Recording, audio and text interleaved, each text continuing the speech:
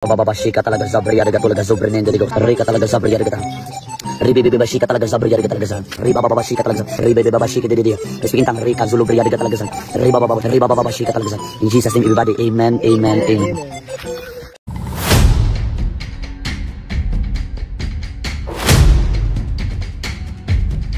Kini nga itong mga higala nga mga layang sekta ba, bisag unsa na lang gitawag ilang mahuna-hunaan. Tanawa ra gud kabalo magyud ta nga diha sa balaang kasulatan na ay mga namulong og kanang lain-laing pinulungan or the speaking in tongue. Pero kanang ilang gipangsulti kabalo ang naa sa palibot. Kanang ilang gipangsulti nakasabot na ay mga tao kani adto tung sa pinakaunang pagsulti sa nagkailaing pinulungan sa mga apostol kanang sa buhat kapitulo 2 kanang pagkunsad sa balang espiritu. Sa diyan nanulti ang mga apostol, ang mga naa sa palibot nakasabot. Subuti pasabot kanang maong gitawag og mga pulunga ang gisulti sa mga apostol nga kanang ingon na nagkalain-laing pinulungan standard na nga language nga gigamit sa tawo. Dili na ang mga unknown tongue or tawag anang mga unknown language nga si pastor lang ang gahimo, si pastor lang ang gaimbento, si pastor lang ang tawag ining kung saan na siyang unahuna mo iyang igawa sa iyang gitawag ubaba. And according to Saint Paul, muna ang tanaw ng balaang kasulatan, basta na ay magsulti og lain-laing pinulungan, kung ang kabtong ni sulti wa kasabot sa iyang gisulti, na ay responsable nga muhubad ana. Na sa 1 Korinto kapitulo 14 kung kumasayop. Na ay responsable nga muhubad ana.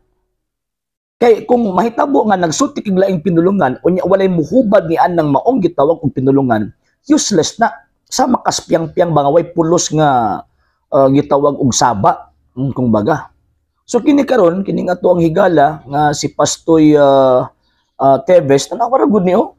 Ilan man gyud kaayo nato nga memorized ang iyahang gitawag og gisulti. And at the same time tanawa ra gud na iyang pinulungan o pinulungan bago ka na. Di ba? Kini mga migo na to nga nito ani niya. Takotan ado inyo ham tawag ining kaugalingon. Ilabi na kini mga nagtubag sa iyang amen. Ambot pasabot na I believe. Nakasabot ka sa iyang gipamulong. So buti pasabot kung nakasabot mo sa iyang gipamulong, unsang klase nga language ato daw be?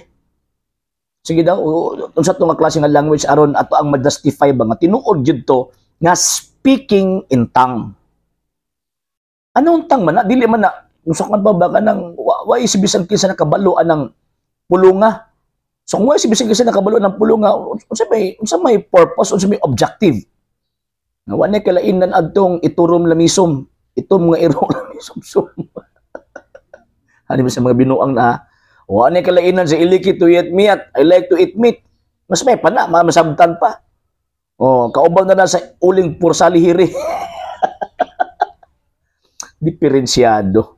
So, mga higalag mga igsuon, di ta magpailad sa karon nga panahon kay ang balaang kasulatan ginagamit na sa mga mini nga mga magtutudlo isip kapital sa ilang panginabuhi. So, nabantay ta di ta pailad.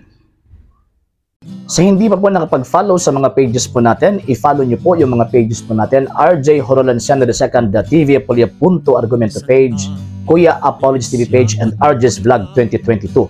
And pwede rin po kayo mag-send po dyan ng Facebook stars. And also, sa ating po mga channels, sa hindi po nakapag-subscribe, subscribe po ninyo yung mga channels natin, The Lay Catholic, Apologies International Official, RJ Sano II TV, Kuya Apologies TV, and Barrio Kawayan Religious Forum. And pwede rin po kayo mag-send po dyan ng super sticker, super chats, and super thanks. And maraming salamat po sa mga kapatid at mga Katoliko na ulis pong tumutulong sa programa po natin. Maraming salamat po. Nang dahil po sa tulong at suporta po ninyo, ang programa pong ito, until now, andito pa rin po sa social media. And until now din po, nangangailangan pa rin po tayo sa tulong at suporta po ninyo dahil wala po kami magagawa rito mga sir, mga ma'am, kung wala po yung tulong at suporta po ninyo. Sa gusto pong tumulong, sa gusto pong sumuporta, pwede po ninyong ipadala ang tulong at suporta po ninyo sa pamamagitan po ng ating mga account numbers dyan po sa ating pong screen. And pwede niyo po kaming i-message sa ating pong page kung via remittance po yung papadala po ninyo. Maraming salamat po in advance.